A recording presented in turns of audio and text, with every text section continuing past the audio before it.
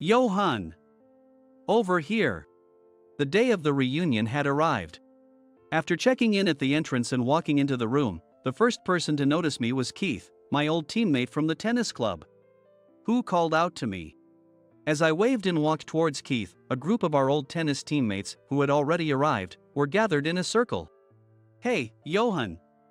Long time no see, my old tennis buddies greeted me one after another. And we felt the excitement as we took turns putting our arms around each other's shoulders, laughing together. At the milestone age of 30, it was great to see my high school classmates again. As I looked around, I noticed a crowd of my classmates a little further ahead.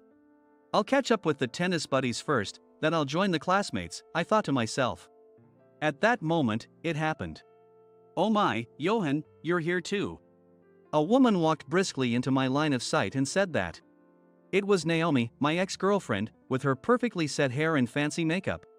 Naomi and I had a bad breakup, which was a dark chapter in my life. I almost blurted out, ugh. But managed to hold it back just in time. Sensing the awkward atmosphere, Keith tried to smooth things over. Well, Naomi. You look more beautiful than ever. Keith said, probably just to be polite.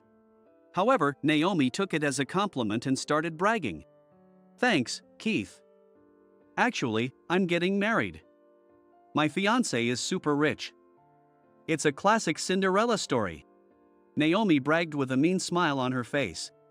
Keith quickly replied, well, congratulations. Since Keith had spoken, I thought I didn't need to say anything, so I stayed silent. Then Naomi turned to me and said, Johan, say something too. Feeling annoyed, I reluctantly said, congratulations.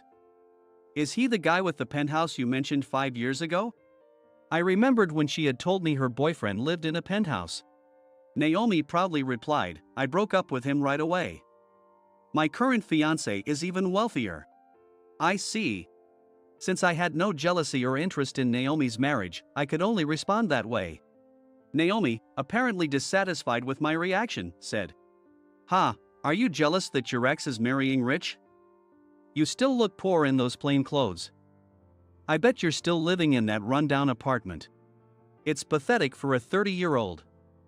Meanwhile, I'll be living in a mansion on the Upper East Side. Right after Naomi finished boasting, she looked out towards the entrance through the large glass window. A luxury car just pulled up. Did my fiancé buy a new car without telling me? She wondered, staring intently at the car. Keith and I also looked out the window, and we saw a woman stepping out of the car and walking towards the entrance. Heading into the reunion room where we were. She's gorgeous. Who is she? Keith muttered. The woman looked around the room as if searching for someone. As I started to feel nervous, she noticed me and approached. Mr. Baxter, I'm here to pick you up. The beautiful woman said to me. She was Yvonne, a famous fashion model. The classmates in the room buzzed with excitement. I began to explain. Johan, you got a letter. It's an invitation to your high school reunion. My mom said when she called after a long time. My name is Johan. I'm 30 years old, single, and moved out of my parents' house a few years ago to live alone. Thanks for letting me know. I said to my mom, noting down the details about the date, location, and how to contact the organizer. The reunion was set for a weekend in 3 months. The location was an event space in a hotel near my high school. The organizer was Keith, who was the captain of our tennis club, so I could get in touch with someone from the tennis club to connect personally. I remember the time from over a decade ago, when I was around 17 years old. High school is often imagined as a time of sparkling youth, but in reality, it wasn't exactly like that, I thought again. The boys' tennis club, as the name suggests, was filled with nothing but sweaty memories of high school boys who had grown into their bodies. I think there was also a girls' tennis team, but we never practiced together, and I have no memory of any interaction. But, well, those 3 years were a mix of fun and unpleasant moments, just like for everyone else. Although we didn't achieve any remarkable results in the tennis tournaments, stopping by the convenience store on the way back from club activities, buying food and drinks with our limited allowances, and hanging out with friends on days off were good memories.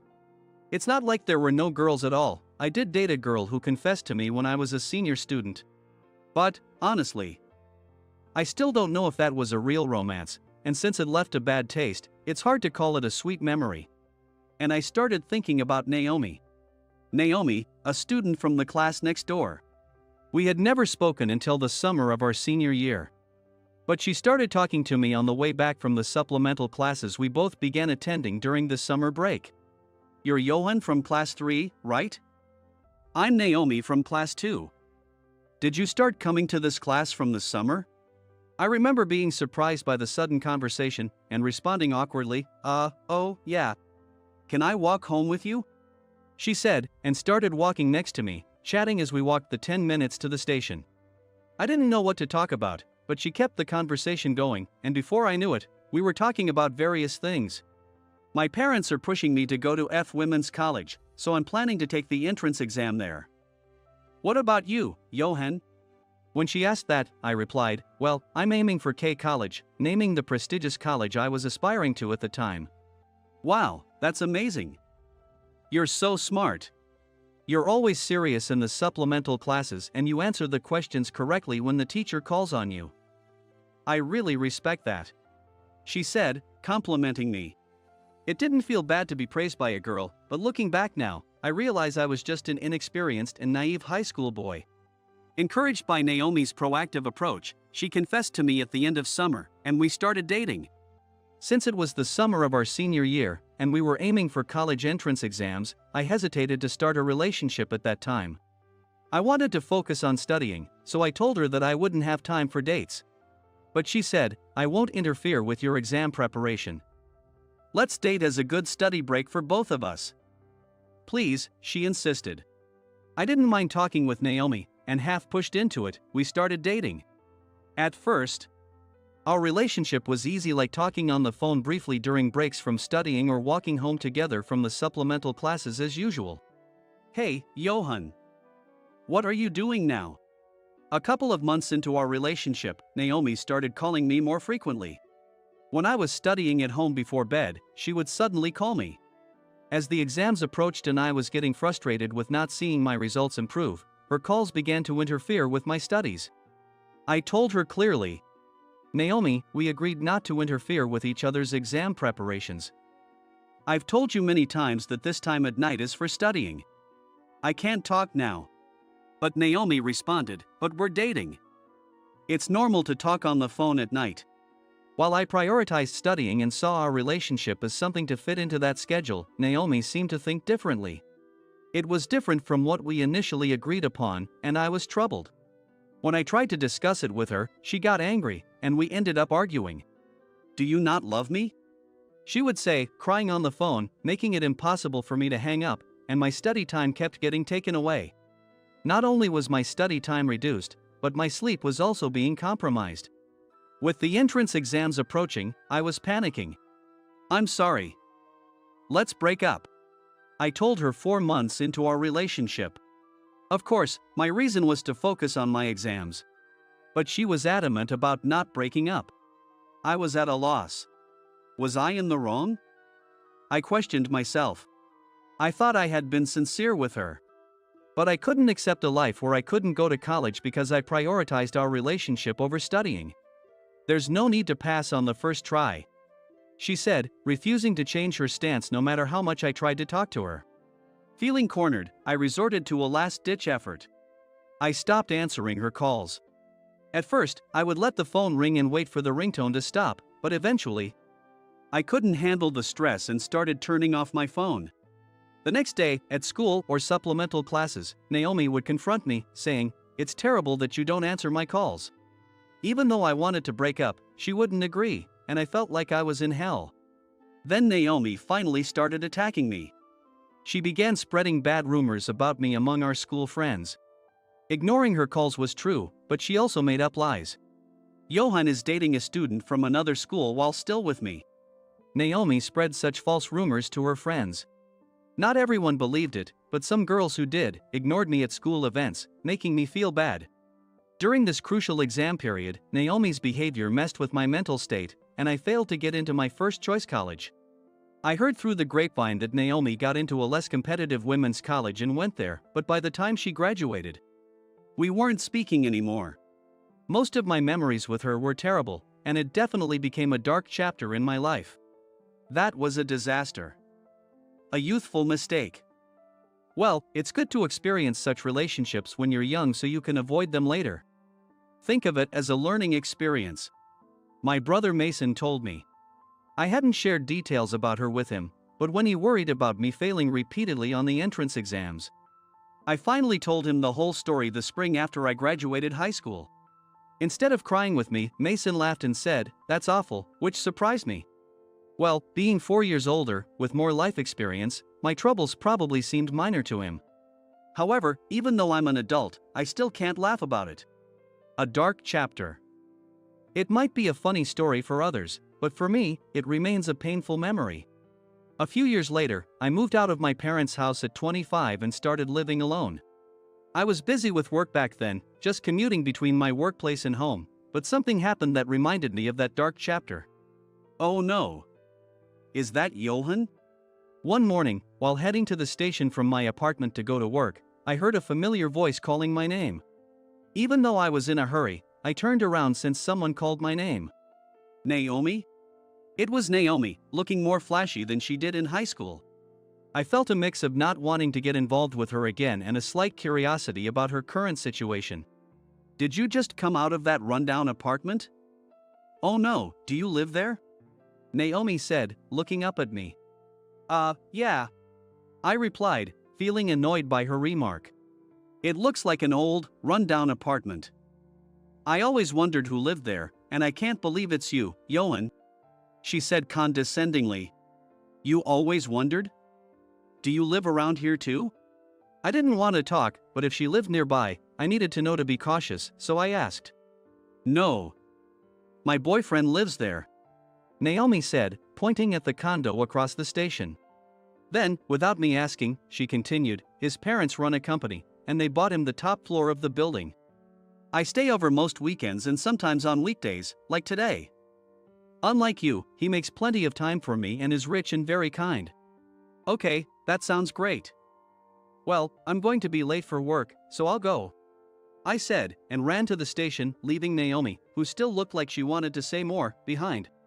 She was bragging about her rich boyfriend, but since it was his parents who were wealthy, it didn't seem like much of a brag. Well, it doesn't matter now who Naomi is dating. As I got on the train, I reflected that when I said it sounds great, I wasn't being sarcastic but genuinely meant it. I was glad that her current boyfriend made time for her, unlike me. But Naomi's condescending attitude showed how much her personality had twisted, which was unfortunate. I didn't care about being looked down on, I was still myself. However, I thought it would be troublesome to run into her again at the station. The past with Naomi isn't quite a trauma, but meeting her brings back bad memories from those days. So I thought it was better for me to avoid her as much as possible. Fortunately, I didn't see her again, and I moved to another place 6 months later, thinking it was all settled. 5 years passed, and at 30, the memories of my dark past had faded even more. Then came the reunion invitation. Skipping the reunion because I didn't want to see Naomi felt like losing. I wanted to believe I didn't care that much anymore and wanted to see my old tennis teammates and classmates. I got Keith's contact info through our tennis alumni network and reached out to him. Long time no see. I'll be attending the reunion. I messaged Keith, who quickly replied, really? Looking forward to seeing you, Johan. Most of the tennis buddies are coming too. I was thrilled and couldn't wait for the day to come. Finally, the day of the reunion arrived. I had almost forgotten about Naomi and was excited to see my old friends as I headed to the venue. Johan! Over here! After checking in and entering the room, Keith was the first to notice me and called out. As I waved and walked over to Keith, a group of our tennis buddies who had already arrived were gathered in a circle. Hey, Johan! Long time no see, my old tennis friends greeted me one by one. And we felt the excitement as we took turns putting our arms around each other's shoulders, laughing together. It was great to see my high school classmates again at this milestone age of 30. As I looked around, I noticed a crowd of my classmates a little further ahead. Once I'm done catching up with the tennis buddies, I'll join the classmates, I thought to myself. At that moment, it happened. Oh my, Johan, you are here too. A woman said as she walked briskly into my line of sight. It was Naomi, with her curled hair and fancy makeup. I almost blurted out, "Ugh," but managed to hold it back just in time. Sensing the awkwardness, Keith quickly intervened. Well, Naomi. You've become even more beautiful," Keith said, likely just being polite. But Naomi took it as a compliment and started bragging even more. "Thanks, Keith. Actually, I'm getting married. My fiancé is super rich. It's what you'd call a Cinderella story," Naomi bragged with a mean smile on her face. Keith promptly replied, "Congratulations." Since Keith had spoken, I thought I didn't need to say anything, but then Naomi said, "Johan, say something too." Feeling annoyed, I reluctantly said, "Congratulations. Is he the guy with the penthouse from 5 years ago?" Naomi replied smugly, "I broke up with him right away. My current fiancé is even wealthier." "Oh, I see." I had no jealousy or interest in Naomi's fiancé, so I could only respond that way. Naomi, seemingly dissatisfied with my reaction, said, "Ha, are you jealous that your ex is marrying rich? You still look poor in those plain clothes. I bet you're still living in that rundown apartment. It's pathetic for a 30-year-old. Meanwhile, I'll be living in a mansion in an upscale neighborhood." Right after boasting, Naomi looked out towards the entrance through the large glass window. A luxury car just pulled up. Did my fiancé buy a new car without telling me? She wondered, staring intently at the car. Keith and I also looked out the window, and we saw a woman stepping out of the car and walking towards the entrance, heading into the reunion room where we were. "She's gorgeous." "Who is she?" Keith muttered. The woman looked around the room as if searching for someone. As I started to feel nervous, she noticed me and approached. "Mr. Baxter, I'm here to pick you up," the beautiful woman said to me. It was Yvonne. "Yvonne, the reunion is just starting. Did I give you the wrong time?" I said to her. Yvonne replied, "What? Did I mess up?" and hurriedly checked her planner. "You're right. I wrote 4 p.m., but I came early by mistake," she said. I apologized to the panicked Yvonne. "I'm sorry, I should have double-checked as well. Sorry for the trouble." Seeing this interaction, Naomi turned pale and muttered, "No way." She then said to me, "Isn't that the famous fashion model Yvonne? Why is she here? And what does she mean by Mr. Baxter?" Keith exclaimed, "Oh wow. I thought she looked familiar. She's Yvonne the fashion model." "She's gorgeous," Keith said. Our classmates started to buzz and gathered around, curious and excited. I whispered to Yvonne, "Yvonne, could you please leave for now? I'm really sorry." Yvonne nodded yes and said quietly, "Okay. See you later," and left the venue. As soon as Yvonne left, a crowd of classmates surrounded me. It looked like Yvonne was safely escorted to her car by her assistant. "Hey, Johan. Explain.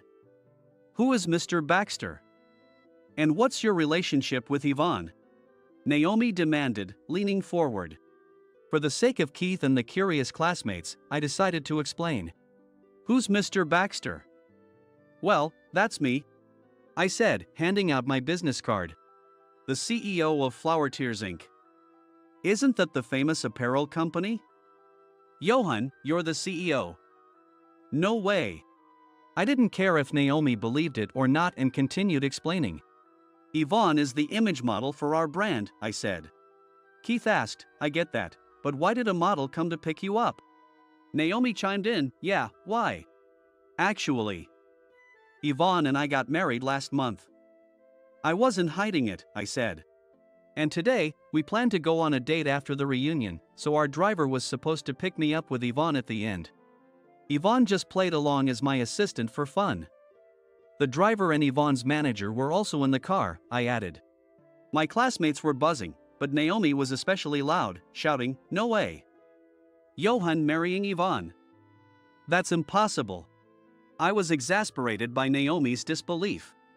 5 years ago, you were living in that rundown apartment. It's weird. Naomi continued. Back then, the company was just getting started, so I was saving money. I only went home to sleep. So I chose a cheap apartment close to the station. Now, I bought a condo and live there with Yvonne. The company is doing well, I explained. Keith said, more than well, your company is hugely successful. You never appeared in the media, so no one knew it was you. I remember you studying business strategies after failing the college entrance exam, impressive. Yeah, I retook the exam and got into the top college in the country, T College, but I started my business while still in college. So I didn't attend much. I managed to graduate, though. I replied to Keith. Naomi, trying to regain control, said, so what? You must have gone to a low-ranked college. My boyfriend graduated from the prestigious S College. Keith immediately responded. Didn't you know? Johan went to T College, the toughest to get into. Naomi kept repeating, no way. No way. I couldn't understand why Naomi was so desperate to belittle me. If it satisfied her to think she was superior, that was fine, but facts are facts. Just then, another luxury car arrived at the entrance. This time, it wasn't my car, so I had no idea who it was. Seeing the car, Naomi exclaimed, that's my darling Cody's car. He's here to pick me up. She added, the reunion is still going, but it's boring here, so I'm leaving. Naomi started to head out of the room. The man who got out of the luxury car walked towards Naomi. Naomi. You told me to come here after 3 p.m., but it seems the reunion is still going on. Why did you call me here? Cody asked her. Because I wanted to introduce you to my classmates since we're getting married. Naomi replied confidently. Then Cody said, when did I say we're getting married? We met on a matchmaking site and discussed looking for serious relationships. But during our last date, I told you I needed to think about it. But we had 3 dates, and they were fun.